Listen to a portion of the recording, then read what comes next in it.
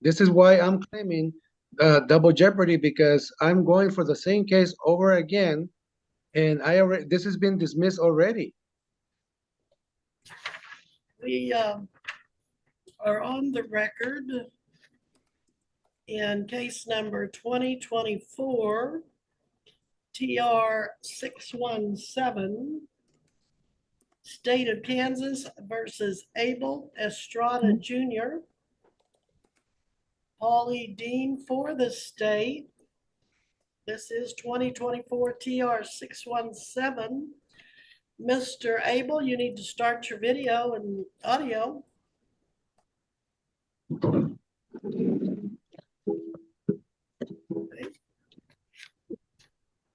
All right, Mr. Abel, you are representing yourself today, is that correct? Yes. Okay. Judge, you never approved my order for withdrawal. Yeah, you set that over for today.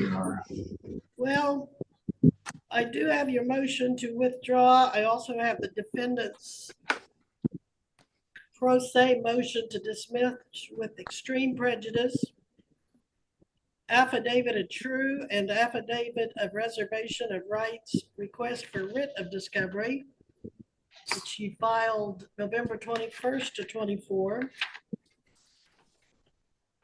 Mr. Abel, what's going on between you and your attorney? Do you want an attorney or do you not? I do, but he's not able to defend me because for the interest, I don't know, but he's not defending me. I need an attorney. You say you need an attorney? But you know, I don't know if it's your computer or mine, but I'm having a hard time hearing you, sir. hello. Missy, is that his computer or mine? I hope it's not mine. He's not sitting close enough to the microphone, Judge. All right, you need to sit closer to your microphone is what I'm told, sir. Can you hear me now? That's great, yes. Now, what's going on with your attorney? Do you want your attorney or not? I do, but there's some conflict of interest where he said he's not gonna represent me.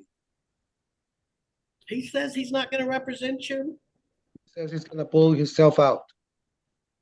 Okay, Mr. McClendon, what's your take on this? Judge, my client wants me to support a position that I believe is contrary to the Constitution of the United States. And I took an oath to uphold that when I became an attorney, and I take that oath every year. And he's wanting me to pursue this position that I do not feel comfortable representing the law. Your Honor, this is the same issue. I believe Mr. Paul was first appointed to this case. Essentially, the defenses the court has seen is one that's contrary to the United States Constitution of the state of Kansas, that he's for some reason is exempt from, as a private citizen, from the laws of the state of Kansas. Well, aren't we going to have the same problem regardless of what attorney he has? That's correct. And if my understanding is correct, the court has indulged Mr. Abel in that it's appointed him two attorneys now. Two attorneys he's sought to have basically presented defense that's contrary to the Kansas Constitution, contrary to the oath that each attorney takes when they're licensed by the state. And additionally, this carries a maximum sentence of 30 days, which would typically not even make him eligible for an attorney, but the court has taken the effort to give him counsel. Well, and didn't Mr. Estrada, didn't this attorney, William McClendon, represent you when this was brought in initially in city court? Yes, and it was dismissed. This is why I'm claiming double jeopardy, because I'm going for the same case over again, and this has been dismissed already. Why am I going to court again? Well, you didn't actually go to trial in the other one. You had a first appearance, as I recall, and then it was dismissed. So you haven't had any jeopardy attached. You've not had a trial in this. Well, the supremacy laws says that you cannot be tried or convicted of anything. I know what they say. I know what they say. All right, well, Listen to your words, sir. You just stated it. Tried or convicted. The jury was not impaneled. The judge had not begun to take evidence in your city court case. It was dismissed. Jeopardy does not attach until one of those events occurred, and they have not occurred. well, okay, so Mr. Abel, if you want an attorney, it's going to be William McClendon. If you don't want an attorney, you'll have to either hire one, which it's kind of late for that in the day, or you'll have to represent yourself. So which way do you want to go? I like to get an attorney, but Well, I I'm not already, going to give you continuance for it because you've had this case in municipal court, you've had this case in this court. You've known this hearing was coming up and you've gone through 2 attorneys. So what do you want to do? Are Very you going to simple. represent yourself or use Mr. McClendon? Those are basically your I want to be, choices. but the You paperwork have that to stay up by the microphone. I can't hear you. I want to be represented by my attorney, but the paperwork that I support, that I put in there is completely lawful. And he doesn't want to go forth with my Okay, paper. so here, is that where the disagreement is? You filed this voluminous motion to dismiss with extreme prejudice, as you captioned it, and he doesn't want to argue that for you? Is that why you 2 are in disagreement? Yes. Amongst many other reasons, Judge. Okay, well, Mr. McClendon, I'm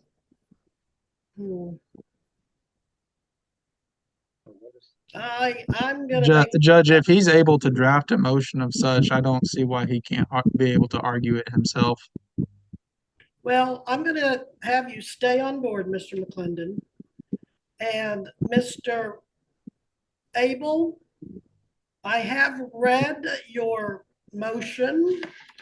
Believe it or not, I did read it all.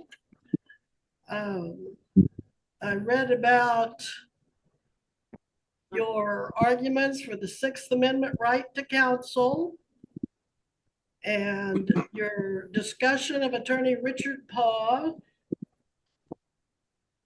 having a case conflict. And then you start talking about your commercial and private license plates. You start citing federal law that isn't even applicable here. How's that? And you start getting into the US code. And you start talking about retaliation and coercion and the right to confront witnesses, which I agree you do have, and they are here to testify, as I understand it. But I don't agree with this, what you call lawful private American righteous onto the Lord, the King of glory, and the law of the land of the United States, ex parte Milligan. That isn't even making any sense. You start talking about military courts. This is not a military court. You start talking about being a free person, having the right to travel on the roads. Well, provided by their servants for that purpose.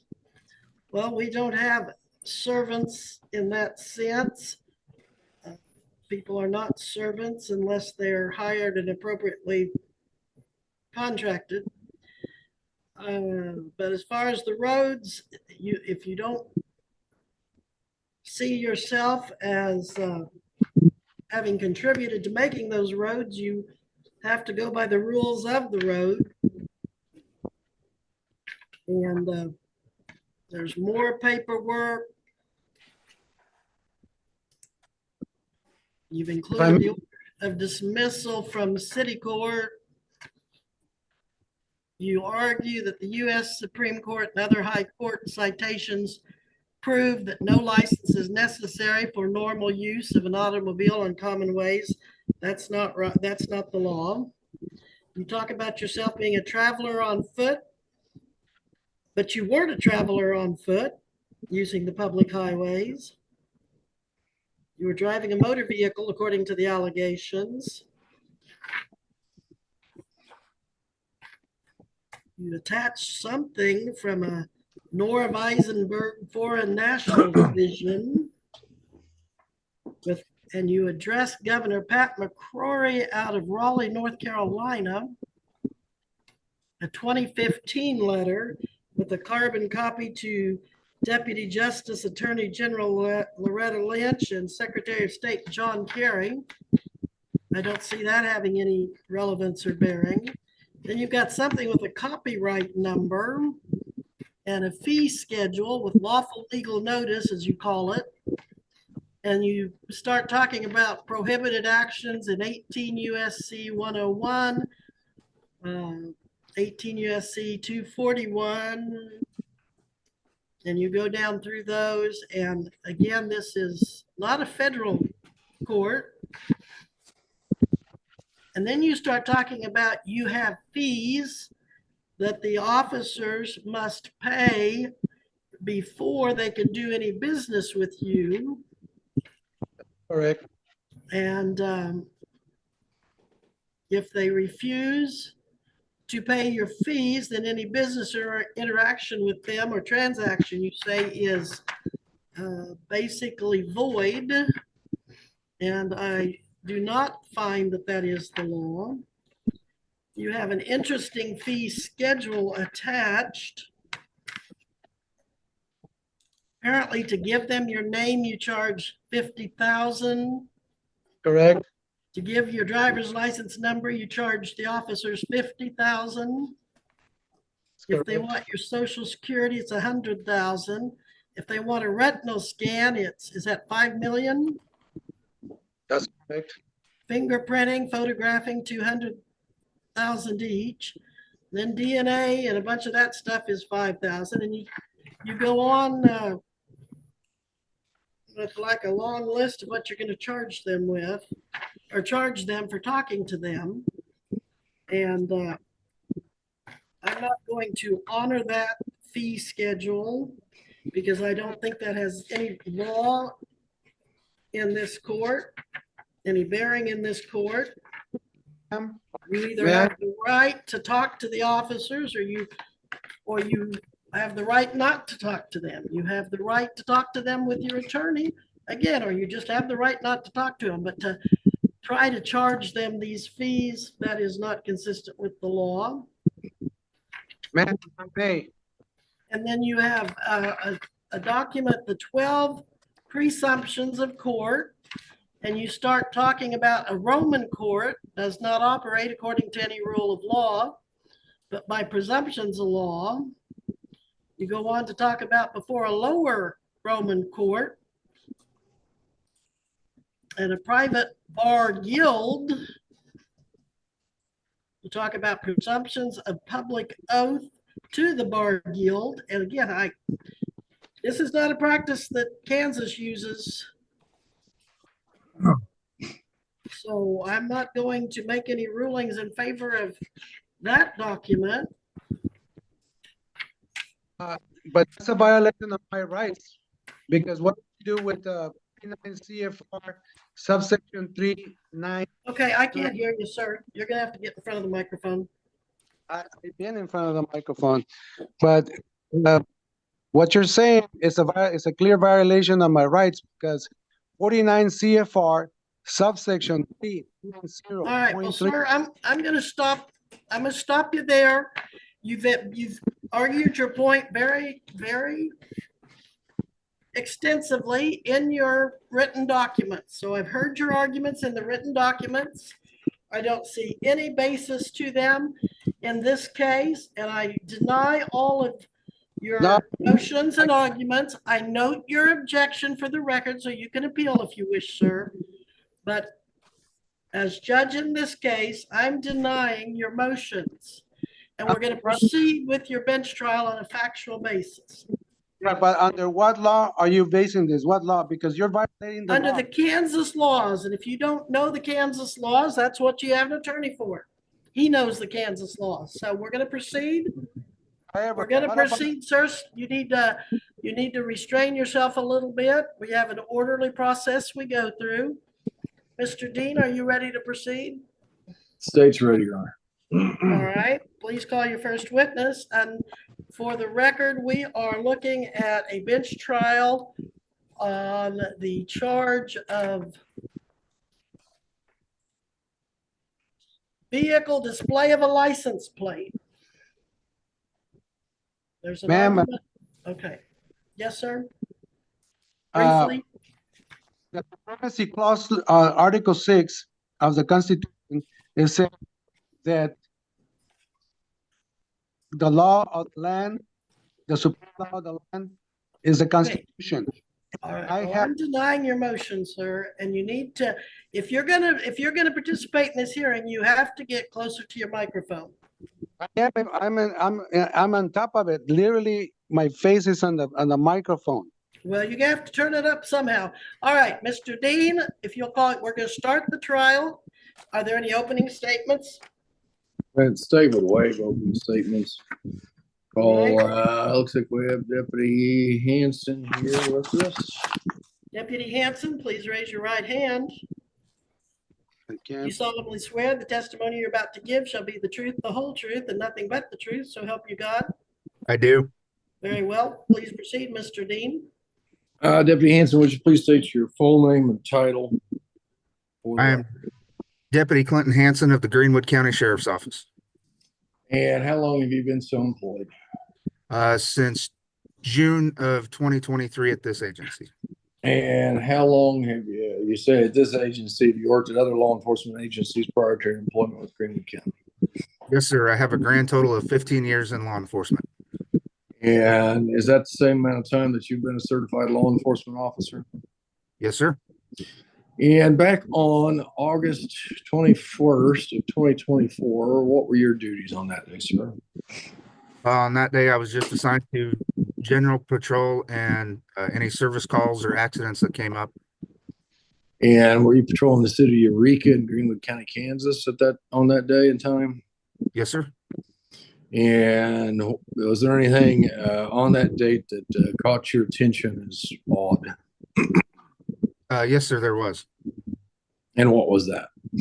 While I was southbound on Main Street, I stopped at the stoplight and I noticed the vehicle in front of me had a very unusual registration on their vehicle. And what was unusual about that registration? Well, in 15 years of law enforcement, while I understand things change with license plates, I had never seen this license plate before. What also became very apparent to me as odd was the fact that it had a Kansas label on it, as well as a US DOT. I'll show you what I marked as State's Exhibit number 1. I believe you have the possession of this at the Sheriff's Department, correct? I do, search right here. And that's a license plate that you removed from this vehicle, preserved for evidence for today. Is that correct? Yes, sir. Yes, sir. And does this appear to be an accurate picture and representation of the plate that you observed while you were on routine traffic patrol back Yes, on sir. August 21st, 2024? Yes, sir. And that's what you're referencing of Kansas and US DOT, not appearing to be something that you would normally see as far as the layout of a license plate. Correct. Is private something you generally see on a license plate? Not a plate that has ever been issued, to the best of my knowledge, by the state of Kansas or any other state. Did you attempt to run this license plate before it issued or while you were investigating this matter? I did. And what, if any, information was dispatch able to provide to you? There was no information. We could not get a what we call a return or a return from the state with all of the vehicle information. Kansas, a lawful Kansas license plate, would it not also show a month that it expires and a current sticker showing that it's been registered, tags and taxes paid? Yes, sir, in the upper right-hand corner. And that's where it's just indicating that it's exempt for some reason. Yes, sir. Based upon the observations of State's Exhibit number 1, Your Honor, and I would move for admission of the same. He's identified it. Any objection to admission of State's Exhibit 1? And where did this plate come from? That's the number, that's the one that I got from the DOT. My question again, not where the number was generated from. Where did this actual physical plate, irregardless of the information on it, where did this plate come from? From a company, company made it for me. And you requested that company make it for you, correct? Yes, I did. And that's a private company. It's not some government agency that issued you this, correct? Correct. How long is this plate good for? Indefinitely, because when I'm using it in a private. Okay. No further questions, Your Honor. Anything you want to say to follow up what he just asked you about? Yes, thank you. No argument, just facts. I don't even know how to question anymore because I'm not able to use my own thoughts.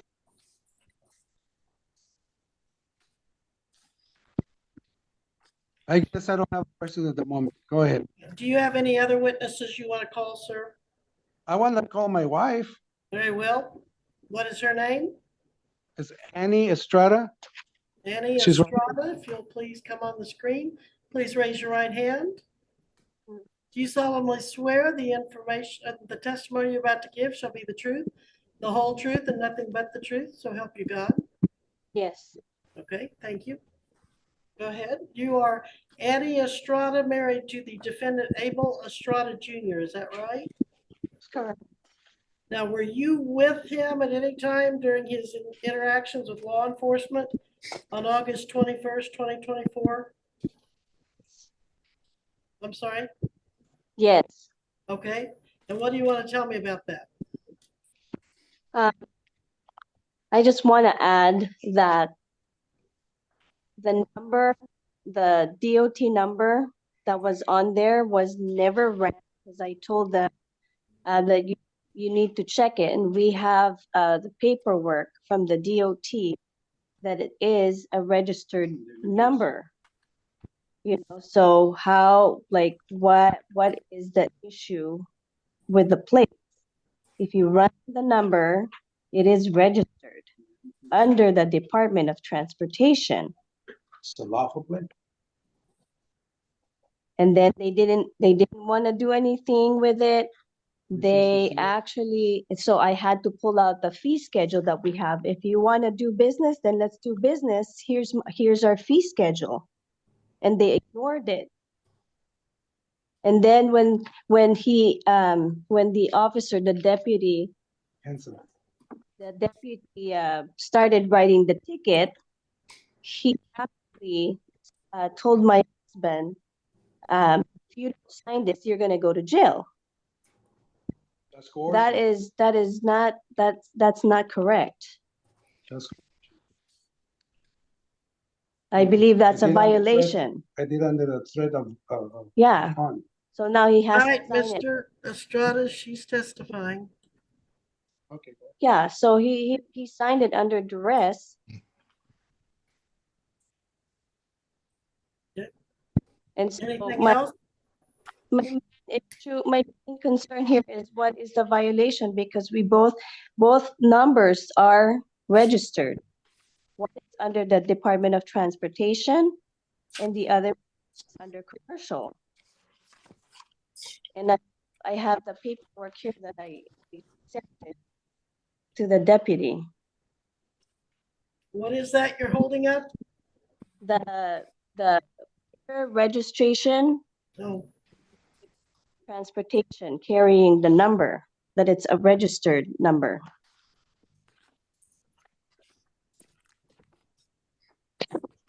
Mr. Dean, any questions? No. Explanation? No? All right, thank you. Any further evidence, Mr. Estrada? Not at the moment. All right, Mr. Estrada, you're in a courtroom. Please remove your cap. The only reason I put it on is because I'm taking blood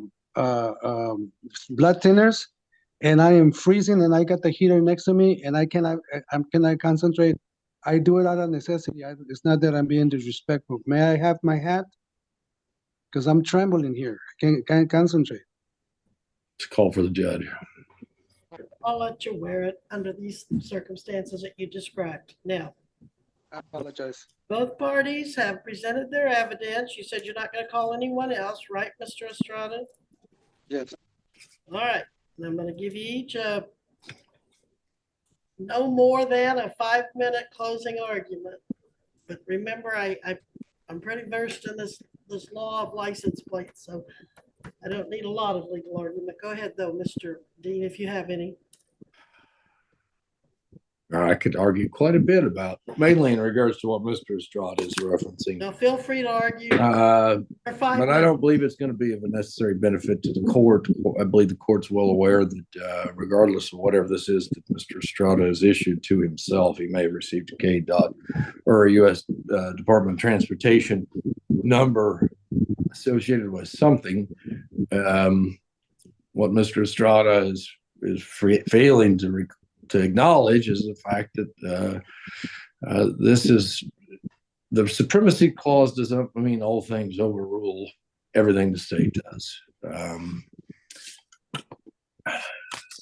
State rights, equal protection, as the court knows, all of those, full faith and credit that the U.S. Constitution is the primary clause Mr. Abel just ignores from Mr. Estrada. Kansas requires you to, if you're a resident of Kansas or you have a vehicle in Kansas, which he just showed us a registration for Sedgwick County, that you have a Kansas license tag. You don't get to just decide that you're no longer going to display a license tag from the state of Kansas. And he's displaying a tag that no one can run, no one can verify any information from, and I think that's clearly a violation of Kansas law. I ask that you make a finding of guilty, and that's all I have to say. All right, Mr. Estrada, it is 12:55. You have 5 minutes to make any legal arguments. Go ahead, please. Thank you. I'm going back to the supremacy clause of Article 6 that says that all judges are supposed to be abound by this law of the land. I don't know why why they keep saying that I don't know what I'm saying. But the law of the United States is the supremacy law over any state law. And 49 CFR subsection 390.3 says that unless there's an exception that says unless otherwise specially provided in the rules not applied to section 3, the obligation of personal property by individuals not for compensation and not the furtherance of commercial enterprise. So I am not in commercial. I am not in commercial law. I'm not traveling with a truck. I'm not making any money. I am disabled. And the only reason why I'm in the city is because of the hospital. I am not using this car for commercial purposes. I am exactly quoting inside what I'm using. This is to do otherwise. This would be a blatant violation of my rights, and all this gas lamping, telling me that I don't know what I'm saying and I don't know what I'm doing, sir. That is incorrect. I know what I'm doing because I've been doing it. I studied it. I went to the Kansas Assembly, General Assembly, and we study and they teach us not to violate the law, to obey the law. But any law that supersedes the Constitution of the United States is no law to follow. So, and I want to surmise by saying that I am not going to violate the law in any way, shape, or form. I never did it. And I'm giving it, whether you want to give it is not correct. You're just saying that because you wanna get your way with me. But I am disabled. I got no money. Whatever money you're trying to take from me, I don't have it. $700 a month is not enough for me to live. So I don't have the money to pay, number one. Number two, I didn't violate anything. Everybody in your office and then the attorney and the other person at the judges, they're all telling me, why don't you just pay the fine? Why don't you just plead the? Why am I gonna plead something that I didn't violate any law? I did not do anything wrong. I'm righteous unto the law. Period. That's all I wanted to say. Thank you. All right, thank you. The applicable statute today is 8-133, KSA 8-133. Display of license plate. The provision begins, the license plate assigned to the vehicle shall be attached to the rear thereof and shall be so displayed during the current registration year or years. It goes on with some language from there, but that's the bottom line.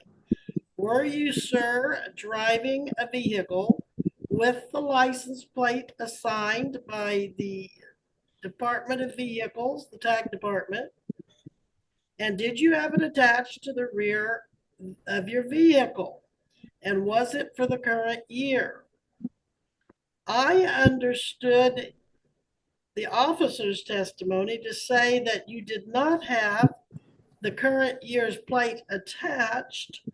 I wasn't totally clear, but it sounded like you were saying you had a tag, but you didn't have it attached. You, on cross-examination, were very clear that the only plate you had attached to the rear of your car was Plaintiff's Exhibit 1. And you admitted that that did not come from the Department of Motor Vehicles, but that came from some private contractor that you hired to make this special plate for you. You emphasize the US DOT number. Well, you may have a DOT number, but those are usually assigned for vehicles of a certain size, weight, and function. I don't know that I've ever heard anyone argue that the number would apply to a private automobile, as in this case. But those numbers go usually on the doors in vinyl lettering, but they do not replace a car tag. I do find you guilty, sir.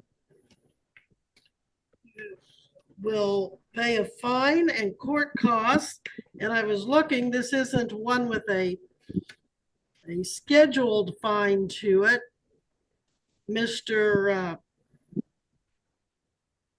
Dean, do you have any recommendation to what the fine in this should be?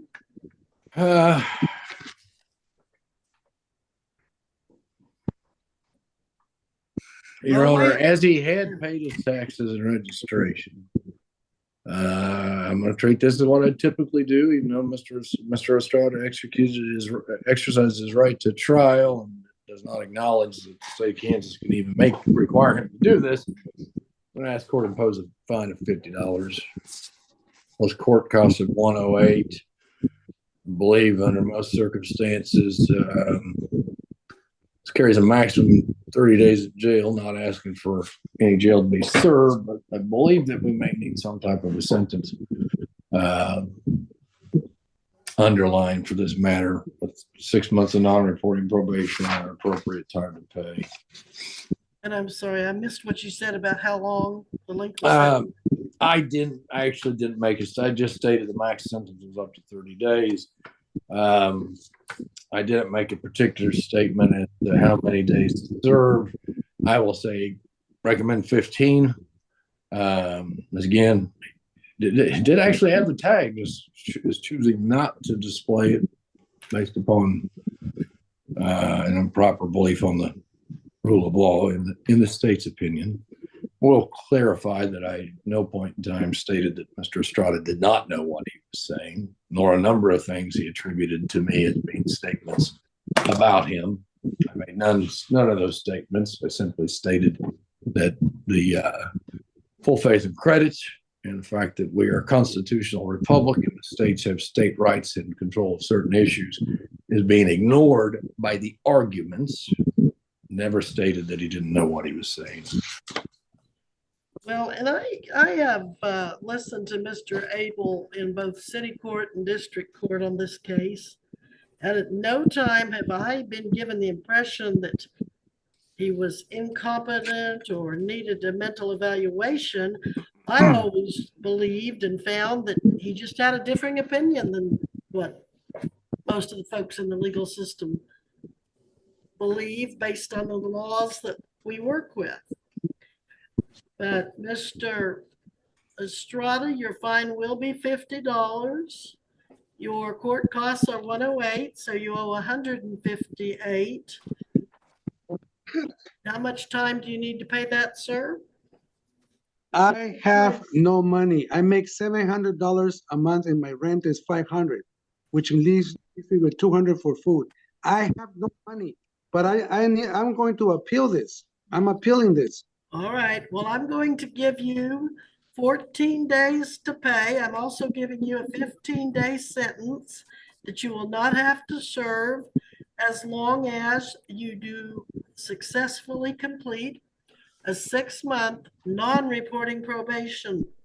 You will not have to see a probation officer, but you will need to do 2 things. The first is do not violate any laws during the 6 months. And the second is pay the $158 within 14 days. Now, you do have up to 14 days to appeal this decision to the Kansas Court of Appeals. If you do, I am going to set your appeal bond at $158 cash. Anything further, Mr. Dean, from the state? Your Honor, just non-reporting conditions, probation to include pay all costs and fines within 15 days of today's date. I'd like a pay or appear date. Okay. Keep us notified if he would change it. Keep the county attorney's office notified if he change addresses and no new law violations. All right. If you change your address, phone number, contact information, the condition of your probation is to let the county attorney know. And then I'm going to give you a date to return that if you don't have this paid, we're going to revisit it and see what, if any, effect it might have on your probation. So, Missy? Did you say 14 days? They're about 14, 15, somewhere. I had 15 days written down, but I may have just done that off of a 15-day sentence. February 28th at 11. All right, February 28th, 2025 at 11. You need to have that paid or be back here in court. Yes, sir? I cannot pay it. I don't have the income. All right, well, we will visit that. We'll revisit that on February 28th. Your Honor, in this case, I probably should review the journal entry and maybe ask the court to approve it if Mr. Estrada won't cooperate. Sir, I'm going to show you what I've marked today. This is a journal entry. It's just simply a record of what occurred today. I'm not asking for you to agree to what the court ruled or found, just that this is what happened. And obviously, you do have the right to appeal any judgment entered against you today. It's got the case name, State of Kansas versus yourself. Case number assigned to it, which is Greenwood County 2024. Case number, the date that we all appeared here today, that you appeared via Zoom with court-appointed counsel, who's assigned as standby counsel, and I need to add in Mr. McClendon's name to the journal entry.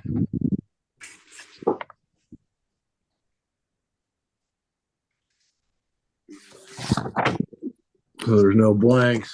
So I've added Mr. McClendon, who is designated by the court at this point in time as standby counsel. Court found you guilty after proceeding to the bench trial of illegal display of tag, violation of KSA 8-133. Court proceeded to sentencing.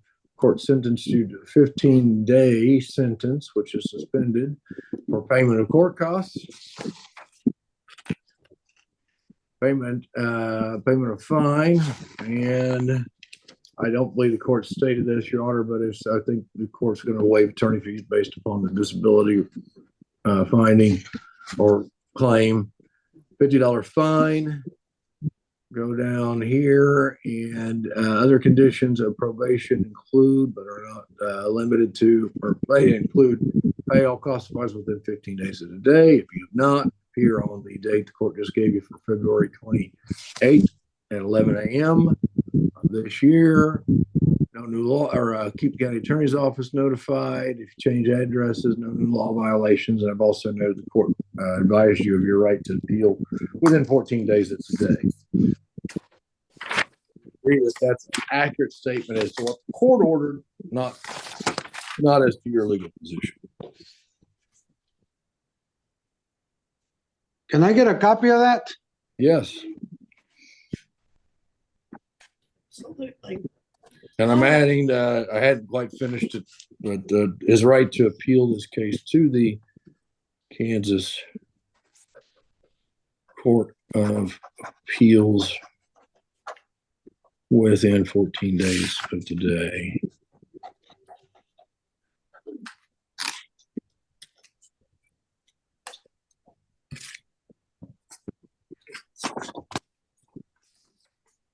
So do you agree that that's what the court ordered? Mr. Abel, or excuse me, Mr. Estrada? I don't agree to anything, but I hear what you say. Yeah, okay, I'd ask the court to go ahead and authorize that I approve without his signature. The court approves that that's an accurate recitation of the journal entry without his signature. Well, I think you're agreeing, aren't you, Mr. Abel? That's what I said. You just don't agree with it, right? Don't agree. I'm not, You don't agree that that's what I said? I don't agree to anything. All right. Okay. There you go. Your Honor, I'll So- indicate decline to approve or comment. Yes. All right, Mr. Abel, you may go at this time, or Mr. Estrada. Your Honor, may I be permitted to withdraw from this case? Yes, now you can withdraw. Thank you, Mr. I'll add that to the journal entry as well. All right, now then, Mr. McClendon is excused, Deputy Hanson's excused. Thank you, Judge. You're welcome. Mr. Estrada is excused. I'm just making a note I don't usually have to make, that the court approves a journal entry in open court over the defendant's unwillingness to prove or comment as to what was incorrect.